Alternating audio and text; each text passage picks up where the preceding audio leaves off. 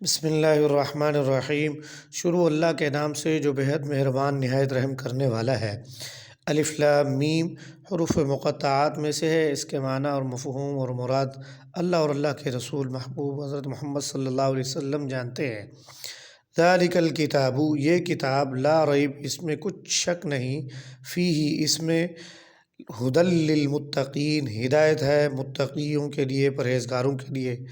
الذین، جو لوگ، یؤمنون، ایمان لاتے ہیں، بالغیب، غیب پر، ویقیمون الصلاۃ، اور نماز قائم کرتے ہیں، ومما رزقناہم ینفقون، اور جو کچھ ہم نے انہیں عطا کیا اس میں سے خرچ کرتے ہیں، والذین یؤمنون بما انزل الیک وما انزل من قبلک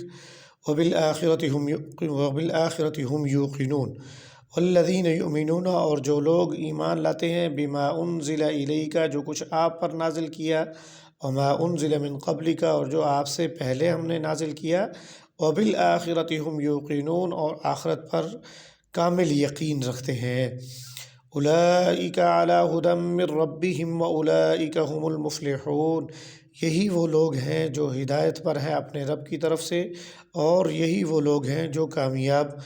اور فلاح پانے والے ہیں۔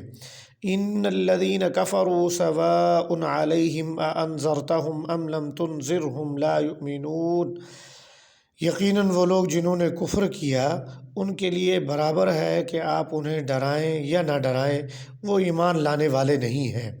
ختم اللہ علی قلوبہم وعلی سمعہم، ان کے دلوں پر اللہ نے مہر ثبت کر دی ہے،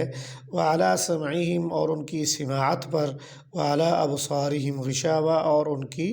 بصارت پر پکی مہر، ولہم عذاب عظیم، اور ان کے لیے بڑا عذاب تیار ہے۔ صدق اللہ العظیم۔ اللہ تبارک و تعالیٰ رب العزت کی طرف سے قرآن کریم انسانیت کی ہدایت کے لیے اتارا گیا، اور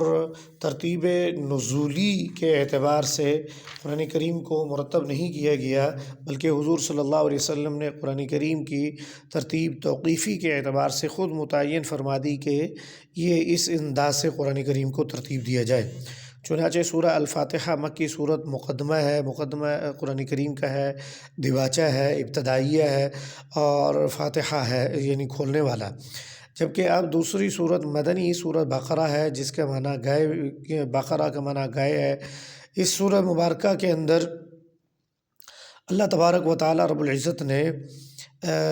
دو باتوں کو ارشاد فرمایا ہے۔ پہلا پہلو سابقہ یہود و نصارہ کے احوال کا اس میں خاکہ پیش کیا گیا کہ ان لوگوں پر اللہ تعالیٰ نے ان گنت بے شمار نعمتیں اور اپنے انعامات کو مکمل فرمایا،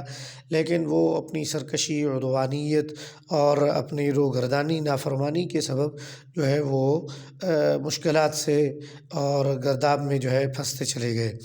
اور اس سورہ مبارکہ کے اندر اللہ تبارک و تعالیٰ رب العزت نے اس کو اپنا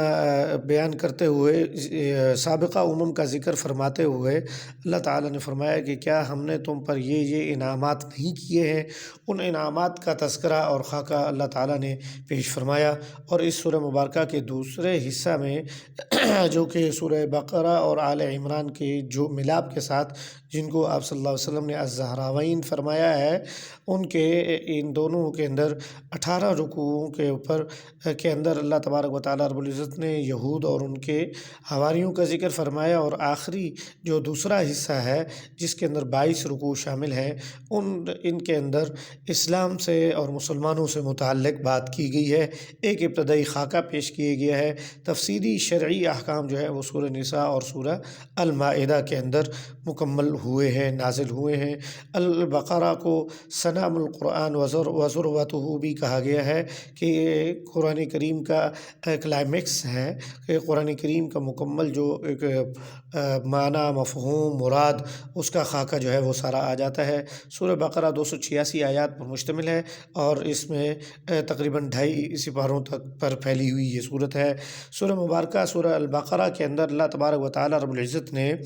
سب سے پہلے تو یہ دعویٰ فرمایا کہ یہ کتاب ایسی ہے جس میں کچھ شک نہیں ہے، اور اس سے ہدایت وہی حاصل کر سکیں گے جو پرہیزگار، متقی اور رب تعالیٰ سے ڈرنے والے ہوں گے، یعنی نیکی کرنے کا جذبہ ہو اور برائی سے بچنے کا ان کے اندر جو ہے نا مادہ موجود ہوگا، تو وہ لوگ اس سے استفادہ کر سکیں گے۔ اس کے بعد اللہ تعالیٰ نے اہل ایمان کی صفات بیان فرماتے ہوئے فرمایا کہ وہ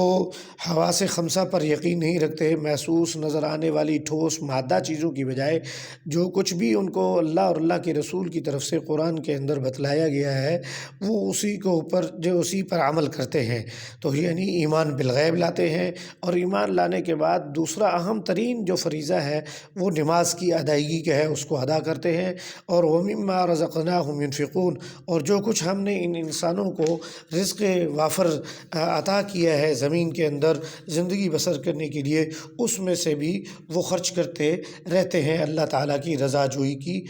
کو حاصل کرنے کے لیے۔ پھر اسی طریقے سے اہل ایمان کی صفت میں یہ بھی فرمایا کہ یہ لوگ جو کچھ ہم نے آپ پر یعنی آپ صلی اللہ علیہ وسلم پر قرآن کریم نازل کیا اس پر ایمان لاتے ہیں، وما انزل من قبلک، جو آپ سے پہلے دیگر سابقہ امم پر انبیاء پر کتب نازل ہوئیں، صحیح صحف نازل ہوئے، ان پر بھی ایمان رکھتے ہیں۔ اور چھٹی صفت یہ ہے کہ وبالآخرۃ ہم یوقنون، آخرت کے اوپر پکا کامل پکا سچا ایمان یقین کے ساتھ ایمان رکھتے ہیں۔